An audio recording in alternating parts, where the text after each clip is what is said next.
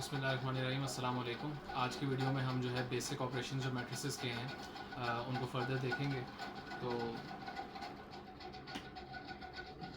Last video में हमने जो है वो मैट्रिसेस के कुछ ऑपरेशंस डिस्कस किए थे। तो आज हम फर्दर जो है कुछ ऑपरेशंस मज़ीद देख लेते हैं।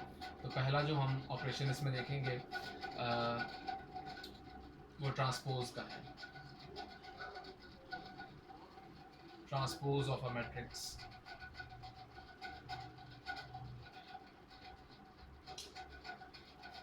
तो कोई भी मैट्रिक्स हमारे पास गिवन हो, उसका ट्रांसपोज फाइंड करने का तरीका ये होता है कि या तो हम कॉलम्स को रोज़ में चेंज कर दें या रोज़ को कॉलम्स में चेंज कर दें। फॉर एग्जांपल, अगर हमारे पास एक ए मैट्रिक्स गिवन है,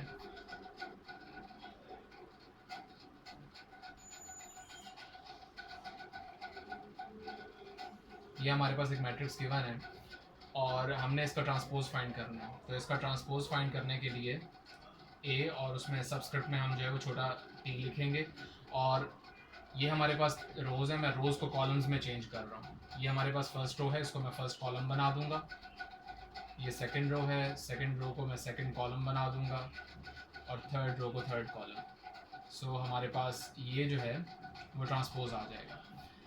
तो या तो रोज़ को कॉलम्स में चेंज कर दें, या तो यहाँ मैंने जो है वो रोज़ को कॉलम्स में चेंज किया है, इससे भी हम ट्रांसपोज फाइंड कर सकते हैं। और अगर हम कॉलम्स को रोज़ में चेंज कर दें तो उससे भी हमारे पास ट्रांसपोज ही आएगा।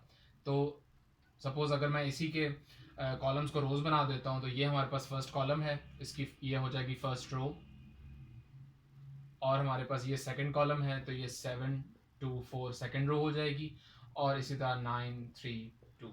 तो हमारे पास आप देख सकते हैं कि सेम जो है आंसर आ रहा है। तो हमारे पास ट्रांसपोज जो है वो दोनों तरीक़ों से आप फाइंड कर सकते हैं। उसके बाद जो है लास्ट वीडियो में जो है मल्टीप्लिकेशन का ऑपरेशन मैंने डिस्कस किया था मैट्रिसेस का।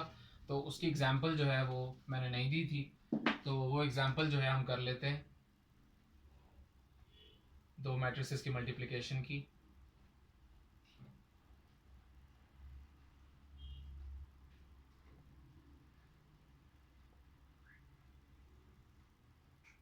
सपोज एक हमारे पास मैट्रिक्स है ए और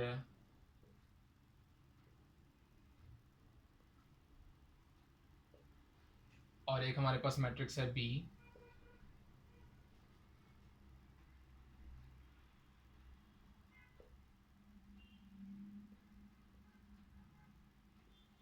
और हमने इसका प्रोडक्ट फाइंड करना है इन दोनों का। तो सी आर रूल मैंने आपको बताया था कि हमने ये चीज़ देखनी होती है कि फर्स्ट मैट्रिक्स के कॉलम्स जो हैं वो सेकंड मैट्रिक्स की रोज़ के बराबर होने चाहिए। तो इसके कॉलम्स हमारे पास कितने हैं, 3, और इसकी रोज़ कितनी है, 3। तो इन दोनों की मल्टीप्लिकेशन पॉसिबल है। तो हम इसको मल्टीप्लाई करते हैं। ये हमारे पास होगा A B is equal to कुछ इस तरह होगा कि पहले हम फर्स्ट रो को फर्स्ट कॉलम से मल्टीप्लाई करेंगे, फिर हम फर्स्ट रो को सेकंड कॉलम से मल्टीप्लाई करेंगे, फिर हम फर्स्ट रो को थर्ड कॉलम से मल्टीप्लाई करेंगे। और इसी तरह जब फर्स्ट रो तीनों कॉलम से मल्टीप्लाई हो जाएगी तो फिर हम सेकंड रो पे आ जाएंगे, उसको 3 कॉलम से करेंगे मल्टीप्लाई, और उसके बाद फिर हम थर्ड रो पे आ जाएंगे। तो जो है जो हमारे पास कॉरेस्पॉन्डिंग एलिमेंट्स हैं उनको हम कर लेंगे। जैसे फर्स्ट रो को जब फर्स्ट कॉलम से करेंगे तो 1 टाइम्स 7 होगा, 4 टाइम्स 3 होगा, 7 टाइम्स 7 होगा, और ये सारे ऐड हो जाएंगे। तो ये होगा 1 times 7 plus 4 times 3 plus 7 times 7। ये हमारे पास फर्स्ट एलिमेंट होगा। अब फर्स्ट रो को सेकंड कॉलम से करेंगे, वो हमारे पास हो जाएगा 1 times 9 plus 4 times -1 plus 7 times 4। और थर्ड हमारे पास जो एलिमेंट होगा वो होगा फर्स्ट रो को हम थर्ड कॉलम से करेंगे, तो वो हमारे पास हो जाएगा 1 टाइम्स 8 4 टाइम्स -3 एंड हमारे पास 7 टाइम्स 2 7 टाइम्स 2। और फिर हम सेकंड रो पे आ जाएंगे। सेकंड रो को हम करेंगे, सेकंड रो को जब हम करेंगे तो ये हो जाएगा 3 times 7 plus 9 times 3 plus 2 times 7। इसी तरह 3 times 9 plus 9 times -1 plus 2 times 4, और लास्ट में 3 times 8 plus 9 times -3 plus 2 times 2।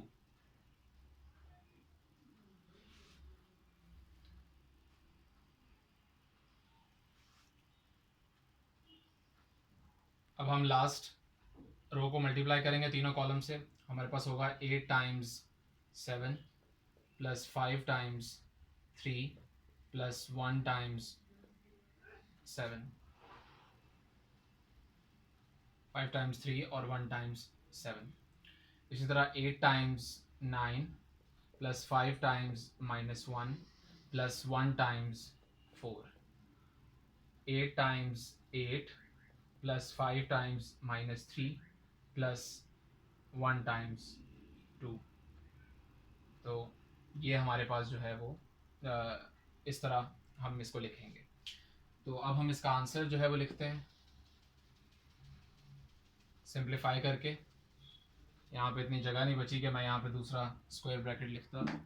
तो अगर हम इसका आंसर लिखें तो ये कुछ इस तरह होगा। सिंपल सिंप्लीफिकेशन है, हमारे पास हो जाएगा 7 plus 12 plus 49, 7 plus 12 plus 49, 9 minus 4 plus 28, 8 minus 12 plus 14, 21 plus 27 plus 14, 27 minus 9 plus 8, 24 minus 27 plus 4, 56 plus 15 plus 7, 72 minus 5 plus 4, 64 minus 15 plus 2।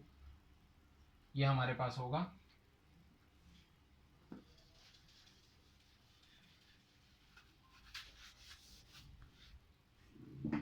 इनको हम सिंप्लीफाई करके लिखते हैं, वो हमारे पास फाइनल रिजल्ट होगा। 7 plus 12 plus 49, 7 plus 12 is 19 and 49 plus 19 is 68, 28 plus 9 is 37, 37 minus 4 is 33, 8 plus 14 is 22 and 22 minus 12 is 10,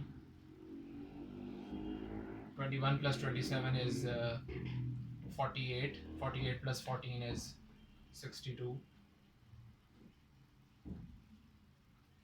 27 plus 18 27 plus 8 is 35 and 35 minus 9 is 26, 24 plus 4 is 28 and 28 minus 27 is 1, 56 plus 15 is 71, 71 plus 7 is 78, 72 plus 4 is 76, 76 minus 5 is 71, 64 plus 2 is 66 and 66 minus 15 is 51. So this will be our final answer multiplication के बाद। जैसा discuss करना चाहता हूँ वो हमारे पास है inverse of a matrix.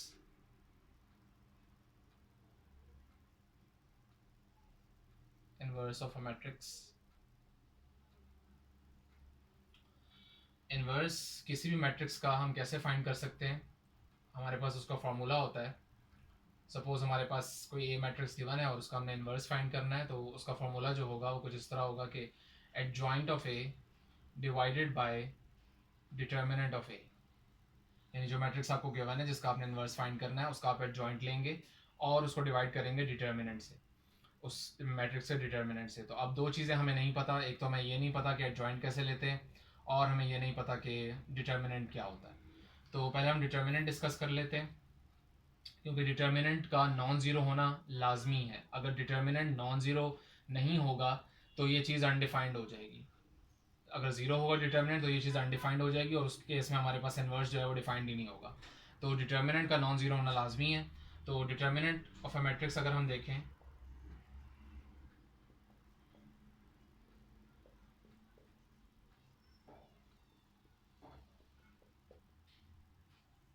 Determinant of a matrix. तो डिटर्मिनेंट, सपोज हमारे पास एक 2x2 का मैट्रिक्स गिवन है। अभी फ़िलहाल के लिए हम 2x2 का डिटर्मिनेंट देखेंगे। आगे जैसे हम फर्दर मूव करते जाएंगे तो फिर हम जो है वो 3x3 का डिटर्मिनेंट भी देखेंगे। सपोज हमारे पास एक ए मैट्रिक्स है 1 9 2 4 और हमें इसका डिटर्मिनेंट फाइंड करना है। डिटर्मिनेंट की जो नोटेशन होती है वो जो मैट्रिक्स होता है हमारे पास उसके गिर्द हम जो है वो दो इस तरह की स्ट्रेट लाइंस ड्रॉ करते हैं और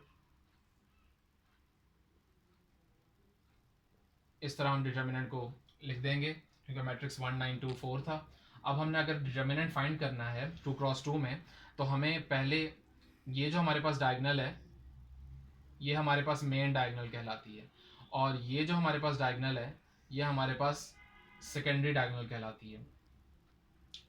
तो मेन डायगनल के एलिमेंट्स को मल्टीप्लाई करते हैं और उसमें से सब्ट्रैक्ट करते हैं सेकेंडरी डायगनल के एलिमेंट्स के प्रोडक्ट को। तो हमारे पास ये हो जाएगा 1 times 4 minus 9 times 2 which is equal to 4 minus 18 which is equal to minus 14। तो हम यहाँ पे देख सकते हैं कि हमारा डिटर्मिनेंट जो है वो ज़ीरो नहीं आया। तो अगर हम इस मैट्रिक्स का इन्वर्स फाइंड करेंगे तो ये हमारे पास डिफाइंड होगा, इसलिए क्योंकि इसका डिटर्मिनेंट नॉन ज़ीरो आया है तो हम कहेंगे कि which is not equal to zero. तो जब किसी भी मैट्रिक्स का डिटर्मिनेंट नॉन ज़ीरो आता है तो उस केस में वो मैट्रिक्स जो है वो हमारे पास नॉन सिंगुलर मैट्रिक्स कहलाता है। तो हम कहेंगे so the matrix A is non singular. Non singular, non singular का क्या मतलब है कि इसका डिटर्मिनेंट जो है वो नॉन ज़ीरो आया है। अगर किसी मैट्रिक्स का डिटर्मिनेंट जो है वो ज़ीरो आ जाता है तो उस केस में हम कहेंगे कि वो मैट्रिक्स सिंगुलर है।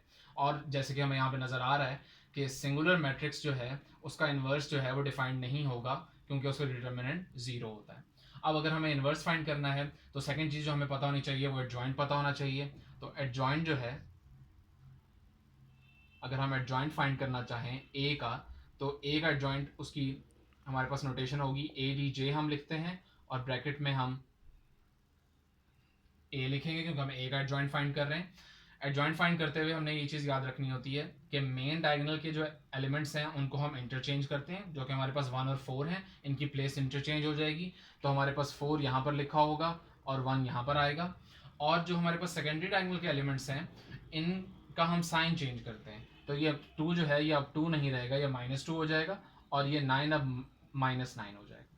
तो ये हमारे पास एडजॉइंट ऑफ ए आता है। तो अब जो है हम इस पोजीशन में आ गए हैं कि हम इस मैट्रिक्स का ये जो 2x2 का मैट्रिक्स है इसका हम जो है वो एडजॉइंट इन्वर्स जो है वो फाइंड कर सकते हैं। वैसे जो इन्वर्स का फॉर्मूला है ये जनरलाइज फार्मूला है, इसके लिए लाजमी नहीं है कि ये 2x2 का ही मैट्रिक्स हो। 3x3 का मैट्रिक्स का अगर इन्वर्स फाइंड करना है उसके लिए भी यही फार्मूला होता है, लेकिन डिटर्मिनेंट लेने का तरीका और एडजॉइंट लेने का तरीका 3x3 में डिफरेंट है 2x2 के मुकाबले में, इतना सिंपल नहीं होता। तो अब हम इन्वर्स इसका फाइंड करते हैं।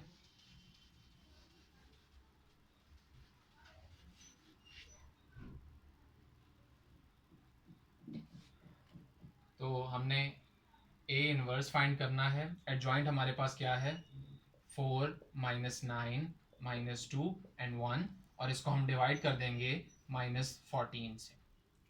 अब -14 से डिवाइड करने का क्या मतलब है इस मैट्रिक्स को, उसका मतलब ये है कि हर एलिमेंट को जो मैट्रिक्स का है उसको आपने -14 से डिवाइड करना है।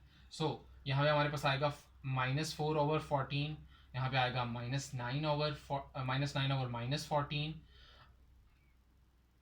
-9/-14, ये बन जाएगा -2/-14 और ये बनेगा -1/14। सो यहाँ पे हम सिंप्लीफाई कर लेते हैं जहाँ पे होता है। तो हमारा फाइनल जो इन्वर्स होगा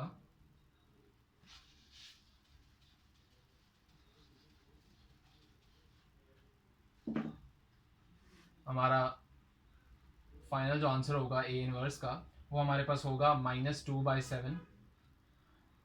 नेगेटिव और नेगेटिव कैंसिल हो जाएंगे। सो 9/14, यहाँ पे भी हमारे पास नेगेटिव और नेगेटिव कैंसिल हो जाएंगे तो आ जाएगा 1/7 and -1/14। So this is our final A inverse. तो आज की वीडियो के लिए इतना ही, बाकी हम नेक्स्ट वीडियो में डिस्कस करेंगे।